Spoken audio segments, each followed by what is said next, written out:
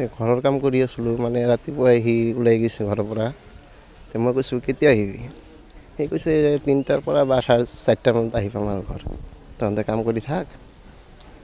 গেল গুচি গ'ল যোৱাৰ পিছত 4টা পাৰ হৈছে তেতিয়া মই ফোন মাৰিছোঁ তাক ফোন মৰাৰ পিছত ৰিচিভ কৰা নাই 3বাৰমান ফোন মাৰিছোঁ ৰিচিভ কৰা নাই তাৰপিছত থৈ দিছোঁ মোবাইলটো 10 মিনিট পিছত আকৌ ফোন কৰিছোঁ তেতিয়া বেলেগ এটা উঠাইছে ফোনটো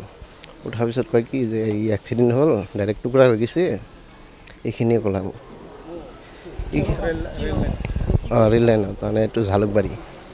এনেকুৱা ক'লা আৰু ঘৰত বিয়া আছিলে আৰু মই ৰং মিস্ত্ৰী কাম কৰি আছিলোঁ ঘৰত তাৰে বিয়া আছিল এইটো 7 তাৰিখে বিয়া আছিলে সোমবাৰে এইখিনিয়ে মই জানো আৰু জুবিন গাৰ্গৰ গীতসমূহৰ ওপৰত আধাৰিত গানে কি আনে নামৰ এটা সুন্দৰ অনুষ্ঠান আপোনালোকৰ ওচৰলৈ আহি আছে অতি শীঘ্ৰে অহা 15 আগষ্টৰ পৰা ধেমাজিৰ পৰা প্ৰথম অডিশ্যন আৰম্ভ হ'ব আৰু সেই অডিশ্যনৰ যোগেদি